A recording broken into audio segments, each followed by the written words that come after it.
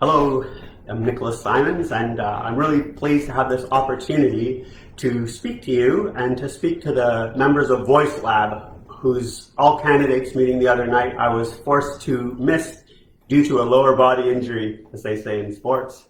But I'm happy to be able to respond to the questions they provided, and I hope this helps answer some questions people might have about not just public policy, but our platform and where we're going. And so I'm coming to you from Tla'amin territory up in Powell River, Upper Sunshine Coast. And I want to acknowledge the territory and as well the newly elected Hagus of the Tla'amin Nation, whose name is John Hackett. Congratulations. I look forward to working with you and the legislators, and I hope I have that opportunity to do so. And I also want to thank Clint Williams, the Hagus Clint Williams, for working with me and doing, having a good opportunity to just continue to do good work in this area. So here we are. My injury won't prevent me from being at tomorrow's all candidates meeting, but I just wanted to take this chance to talk about some of the issues. So Jesse's got the questions that VoiceLab, Matt McLean, apologies to you and your membership. He's going to read the 3 questions and I'll do my best to address them. All right, here we go. The first question is, the economic opportunities available to individuals under 40 today have been stymied by years of conflict, recession, and economic stratification that have left behind all but the most affluent of our society. The under 40 demographic find Sunshine Coast lacks diverse career prospects to pursue. With approximately 56% of renters reporting that their housing costs are unaffordable, how do you propose to support the need for long-term employment opportunities with a livable wage for young adults on the Sunshine Coast? Yeah, so thanks for that very packed question. A lot of issues related to affordability, the cost of living on the Sunshine Coast, the challenge with the employment circumstances here. The Sunshine Coast has gone through some major changes over the last while, and I think without getting too partisan, 16 years of not addressing housing situations has left us with a bit of a deficit to overcome. And I think we've made some very good, strong steps towards addressing affordable housing, towards addressing the cost of business, and by managing our COVID response in a way that supports people and families. So prior to the pandemic, our government did lower the small business tax by 0.5% from 2.5% to 2%. And that was something that the business community was asking for. I mean, it's not the answer to the specific question, but that's one of the elements that of supporting business. Something that was announced recently is that we will finally be getting high-speed broadband all the way up the Sunshine Coast. This is something that actually a colleague of mine running in North Island, Michelle Badchuk's been working on, and I hope she gets elected so that we can continue to do that kind of work, because part of what we discovered was that people working from home need to have the tools at their disposal in order to be successful. And broadband is obviously something that some of the remote communities on the Sunshine Coast have not been able to access. So I'm hoping that contributes to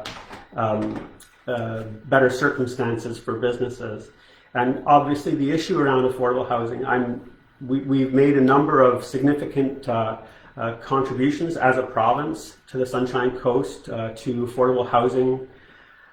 We need to do some more. We need to do much more. I had a very brief chat recently with the chief of Seashop Nation, who is actively pursuing opportunities for building housing. In fact, the province contributed to the Indigenous Housing Fund, which was, I think, historic, to provide funding for homes on the Seashop territory. And so it's really a broad range of policies that I think contribute to affordability and to the ability to conduct business. I think the largest single income tax or tax cut was the elimination of the medical services plan fee. That was a significant step towards making life somewhat more affordable. And so workforce housing and affordable housing are part of the strategy that we want to be able to continue. That the work that we started, I think, is showing dividends. Recent housing study for the Sunshine Coast was provided by the Ministry of Community Affairs. So we'll just continue working towards addressing this challenge, and I think we do so when we do it together well. All right, thanks for that. The second question. Oh, am I allowed to interrupt you? Sure. There's one aspect of that I think I shouldn't overlook, and that is childcare. A promise we made in 2017 was to bring in a comprehensive childcare program, and it was a huge and significant investment in our communities. In the dollar figures, it's about $8 million just in childcare programs and services on the Sunshine Coast alone. We want to expand that, and I think that's an important support to families, young families, as they manage, as we all manage together, to not just through the pandemic, but in the recovery as well. Sorry. That's okay. All right, the second question. In June this year, roughly 1,500 residents participated in the Walk for Racial Justice in Sechelt. People have shown an overwhelming demand for the end of discrimination, exclusion, and unfair abuses of marginalized members of our society. As our MLA, how will you stand up for and guard the rights and dignities of all Canadians? Well, thank you for that question. And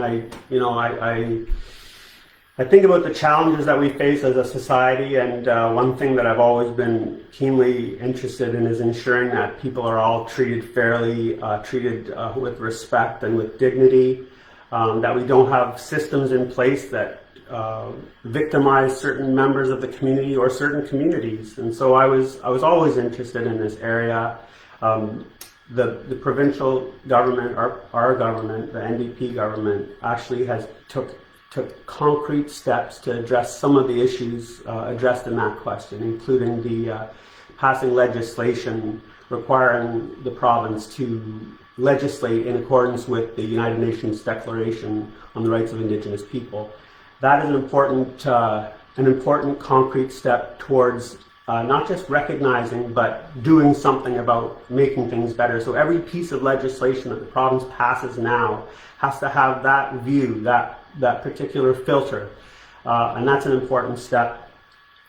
The province, we also said in 2017 would restore the Human Rights Commission, something that the previous government thought nothing of, to just dismiss. And I think that's a fundamentally important aspect of preserving the rights of minorities.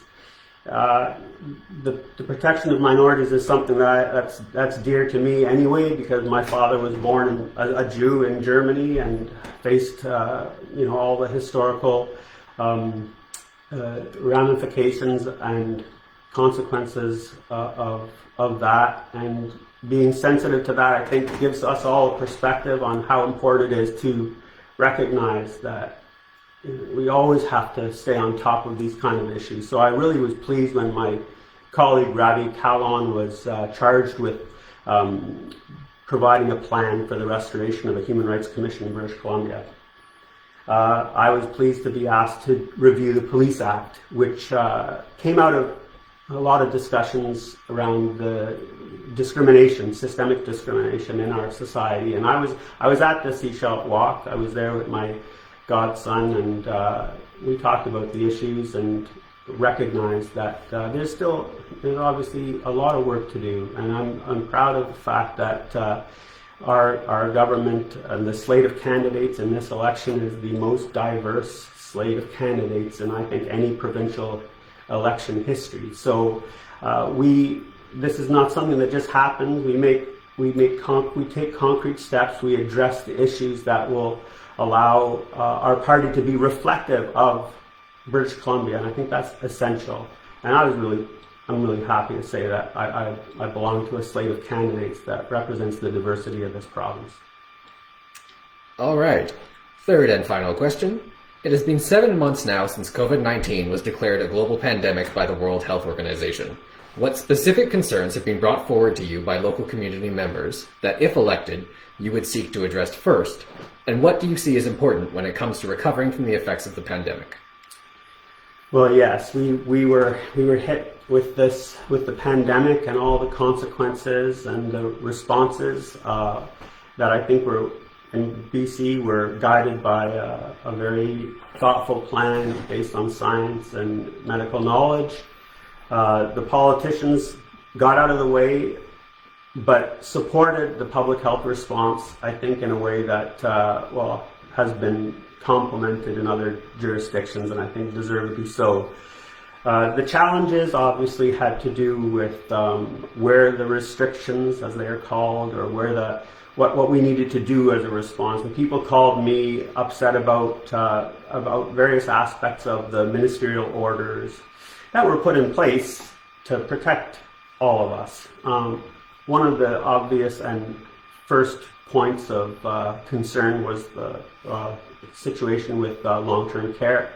And our government took strong proactive measures to ensure that we did everything we could as soon as we could to ensure that workers work in a single site, that their pay level was brought to parity, that workers were encouraged with COVID pay, and that we addressed the issues where holes had been put in our public health care system, especially in the long-term care system, which had been privatized over a series of the last 16 years. So our response included an important health response, and I think that health response needs to continue. Our economic recovery and our economic success through that recovery depends on us continuing with the thoughtful, science-based response to this pandemic.